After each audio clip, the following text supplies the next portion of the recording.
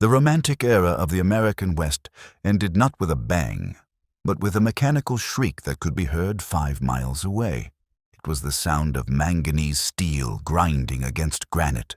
The era of the lone prospector, the bearded optimist with a pan and a mule, was a statistical anomaly that lasted roughly 10 years.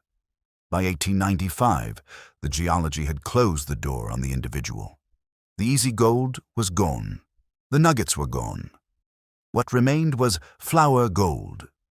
Dust particles microscopic in size, distributed through billions of tons of river gravel at a density of perhaps 10 cents per cubic yard. A man with a shovel moves 2 yards a day. At 10 cents a yard, he earns 20 cents. He starves. The math of the shovel was dead. The miners laughed when the first dredges appeared. They looked like hallucinations, ungainly, floating barns, ugly, noisy, and exorbitantly expensive. A decent dredge in 1905 cost $500,000, about $16 million in today's currency.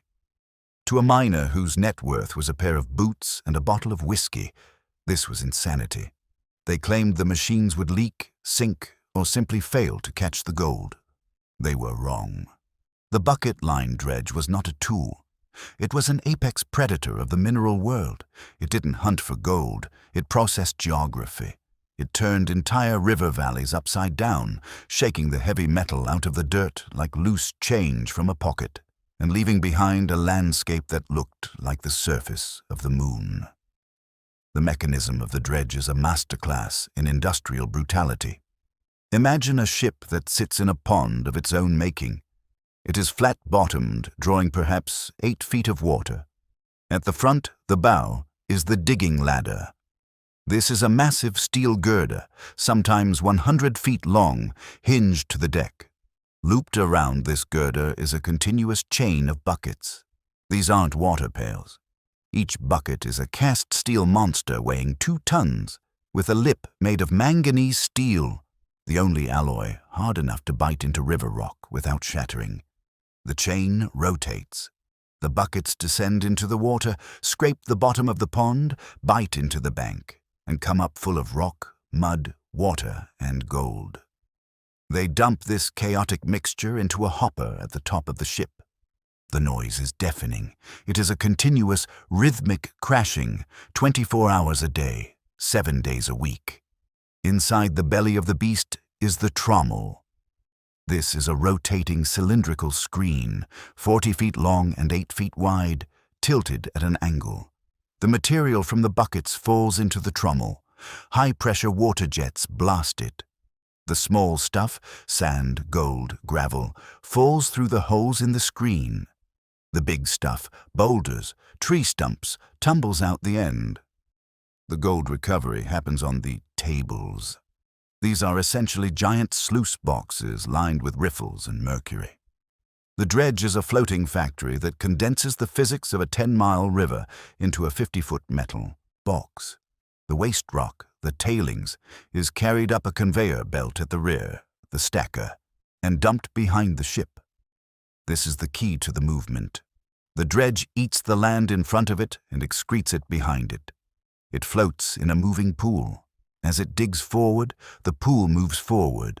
The stacker fills in the pool behind. It is a slow-motion land-eater. A large dredge could move 2 miles up a river valley in a few years, processing every single cubic inch of soil from the grassroots down to the bedrock, 30, 50, even 100 feet deep. The miners stopped laughing when they saw the cleanup sheets. A single dredge, operating with a crew of 3 men per shift, could process 12,000 cubic yards of gravel in 24 hours. A man with a shovel processes 2. The leverage ratio is 6,000 to 1. Let's look at the economics of the Yuba number 17, a titan of the California gold fields. It was designed to work low-grade ground that held perhaps 12 cents of gold per cubic yard. In 1910 money, 12 cents is the price of a beer. It is nothing. But the operating cost of the Yuba 17 was roughly 4 cents per yard. The margin was 8 cents. Multiply 8 cents by 12,000 yards. That is $960 of pure profit every single day. In modern currency, that is roughly $30,000 of net income every 24 hours, generated by dirt that a prospector wouldn't even bother to spit on. The capitalization required to enter this game killed the small operator. You needed corporate finance, you needed San Francisco banks, you needed Eastern syndicates. This was the moment mining became a stock market game. The Hammond Consolidated Gold Fields, or the Natomas Company, weren't run by guys named Stumpy or Cactus Jack. They were run by boardrooms. They hired engineers from Stanford and Berkeley. They calculated the yardage of a valley to the decimal point before they even ordered the steel. The friction in the system was the bedrock. Placer gold, by the laws of gravity, sinks until it can't sink anymore. It sits on the bedrock. To get the gold, the dredge has to scrape the bedrock. If the bedrock is soft, decomposed granite or clay, the buckets can slice it like cheese.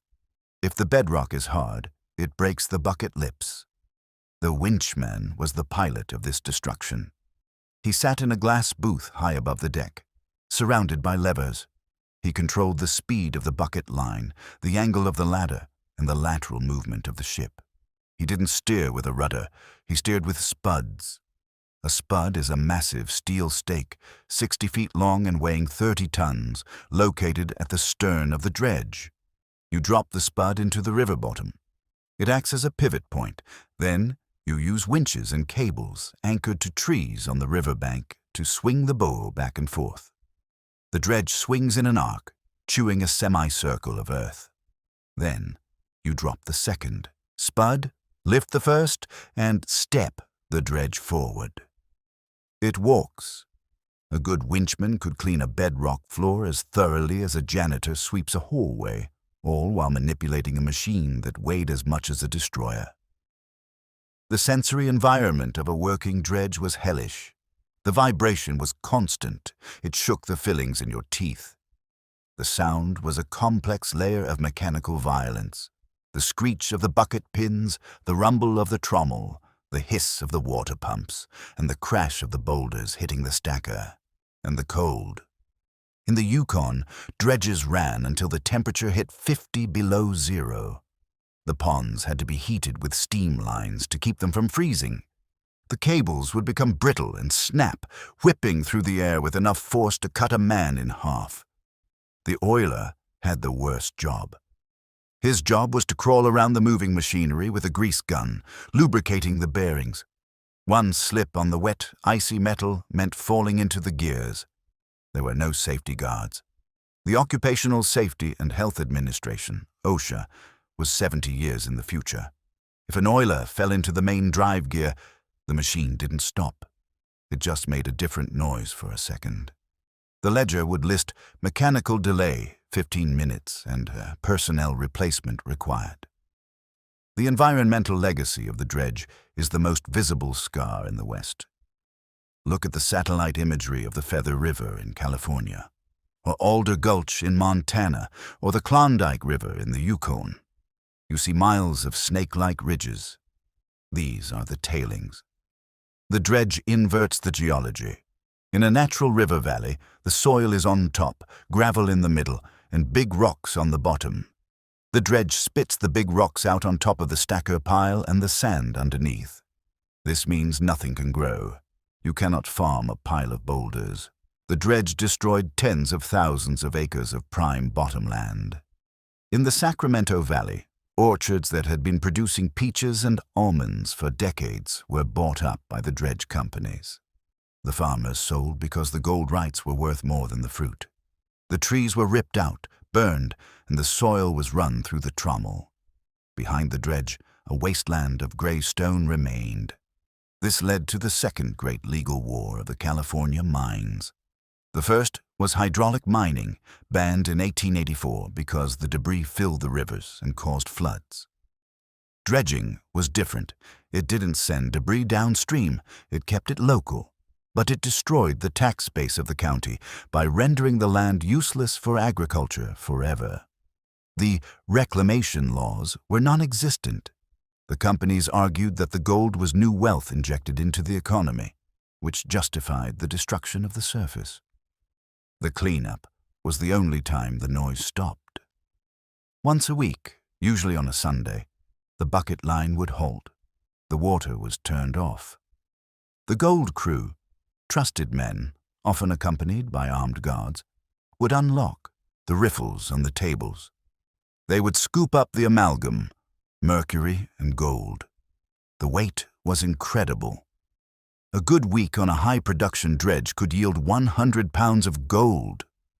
That's roughly $2 million in today's market, in a single week. The theft, or high grading, was a constant battle. A worker could slip a nugget into his boot or swallow a small piece. But on a dredge, nuggets were rare. The gold was dust. It was hard to steal dust without being noticed. The sheer volume of surveillance, the company spies, the weighmasters, made it difficult. The system was designed to be leak-proof. The most famous dredging ground in the world was likely the Klondike, years after the Stampede. The stampeders with their pans got the surface gold. They left the deep stuff. The Guggenheims entered the Yukon. They built a hydroelectric dam to power a fleet of massive electric dredges. The Yukon Consolidated Gold Corporation ran the territory like a fiefdom. They processed the creeks that the stampeders had walked over. They found more gold in the waste than the stampeders found in the glory holes. One specific detail that highlights the scale: the bucket pins. These are the steel rods that hold the buckets together. They are 4 inches in diameter. They wear out. When a pin breaks, the bucket line separates. Imagine a chain of 52-ton buckets sliding back down the ladder into the pond. The sound is like a train crash. Restringing a bucket line was a task that took 20 men and massive winches. It was dangerous, back-breaking work performed in the mud. The dredge also recovered things that weren't gold. They found mastodon tusks. They found Russian trade beads. They found the guns and knives dropped by the 49ers. The trommel was a sorter of history. But the operators didn't care about fossils. If it wasn't gold, it went up the stacker. There are piles of tailings in Alaska today that contain more paleontological value than a museum, buried under tons of Gray River rock. The dredge master was the captain. He was paid a salary that rivaled a bank president. He had to be a geologist, a hydraulic engineer, a mechanic, and a dictator. He lived on the boat or in a house right on the bank. He listened to the sound of the machine while he slept. If the pitch changed, he woke up. A change in pitch meant the digging was too hard, or a bearing was overheating, or the water pressure was dropping. The industry hit its peak in the 1930s. Paradoxically, the Great Depression was the golden age of dredging. The price of gold was raised by Roosevelt from $20.67 to $35 an ounce. Costs for labor and steel dropped. The margin expanded. Dredges that had been mothballed were fired up again. They reworked ground that had already been dredged once because the new price made the mist dust profitable. Some valleys in California have been dredged 3 times. First by hand, second by early steam dredges, and third by massive electrics. Deep digging dredges. The resurrection dredge. There is a famous story of a dredge in Oregon that sank. The company didn't scrap it. They built a cofferdam around it, pumped the river out, refloated it, changed the electric motors, and put it back to work.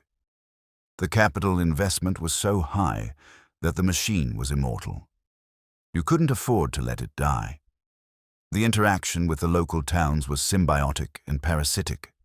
The dredge payroll supported the town. The dredge taxes built the schools, but the dredge was eating the town's future. In some cases, the dredge literally ate the town. The town of Tiger in Colorado. Gone. Dredged. If the survey showed gold under Main Street, the company bought Main Street. They bought the church, they bought the graveyard, they moved the bodies, usually, and ran the cemetery through the trommel.